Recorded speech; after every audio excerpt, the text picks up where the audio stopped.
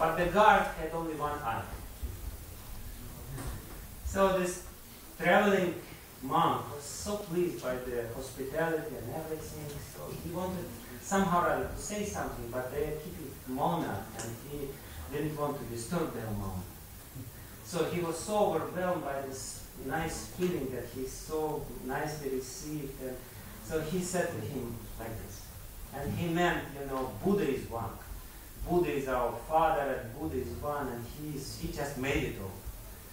I'm so pleased. He said, and as a reply, this guard, he was mumbling something, and he said,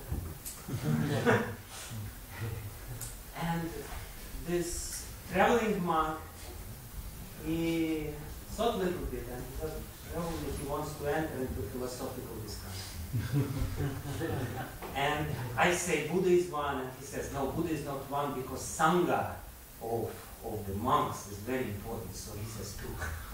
It's very important in our life, Buddha and Sangha. So he became also very philosophical, and he said, no, it's also Dharma. Dharma is very important. So he said, see.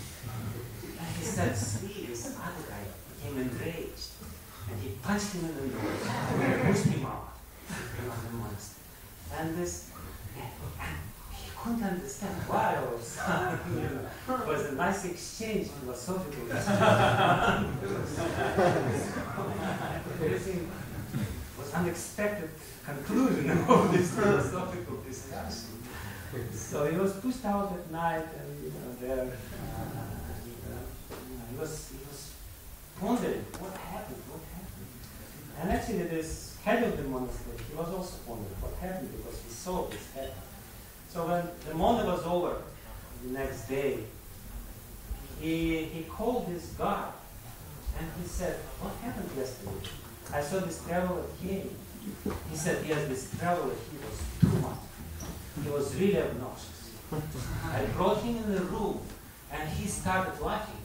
And he looked at me, and he said, you have only one eye. And yes, I'm a monk. I was trying to control myself, and I was polite, and I said, yes, but you have two. And then he started laughing, and he said, two of us has 3 eyes only. And that was too much for me, so I pushed him out. He offended me very badly. So, basically, the moral of this story that, this is the working of the Buddha. What we understand, which is coming from the outside world, is greatly based on our previous experience.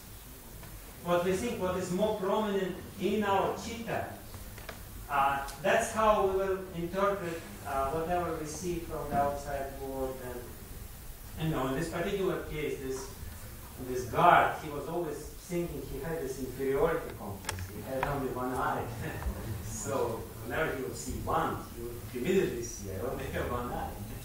So he didn't think about any other interpretation. And unfortunately, this is a story about our life. So many times we do not interpret it properly because of malfunctioning of this whole system. Because this system is not functioning properly, we may encounter some problems.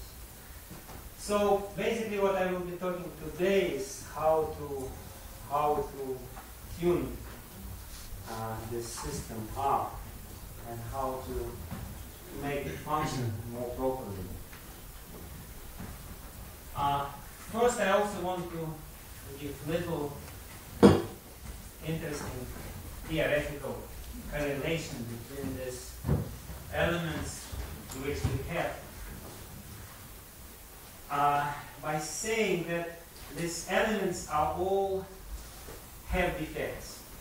We have to be very clear about it, that this system which we have is not really functioning properly, no matter who we are. If it crosses certain limits or certain limits, then people are called crazy in society because their chitta is too much distorted. But we're all crazy. You know, we're just normal crazy people, and there are normal crazy people. But, you know, of course, I'm talking about myself mostly. But this is the case, and the proof for this is very essential, because the proof for this is simple. We suffer. The very fact that we suffer in this world is the proof that something is wrong. And that's exactly what Patanjali Muni explains in Yoga Sutras, where he explains Pancha Kleshas. And these Pancha Kleshas, or 5 causes of suffering, which are enumerated there and mentioned by Vishwanath Chakravarti Thakur in Madhuri Kadambini, they correlate with the system which I explained. So we have Chitta, and we have Ahankara, and then we have Manas and Buddhi. I said that this particular order is because this is the way it functions usually. And the Pancha Klesha, which Patanjali Muni mentions, 5 kleshas, is avidya. And avidya is ignorance. Basically, when he says, what's wrong with our chitta? What's wrong with our consciousness or conditioned consciousness? Simple. And there is deep layers of ignorance inside our chitta. Because the karmas which we perform by using the wrong premises and wrong. Ultimately, it's all born from avidya. All these memories which are there from the past lives, it's all avidya. It's all ignorance. It's all misunderstanding of who we really are. So this avidya, the first klesha, which is the root cause of all other problems, and which is the result of our karma, anadi karma, beginningless karma, is stored in chitta.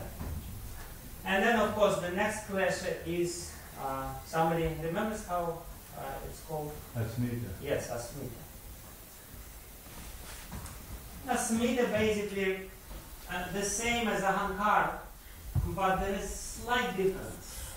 Asmita, as defined by Patanjali Muni in Yoga Sutras, is the misidentification of the instrument of perception with the subject or the person who is perceiving.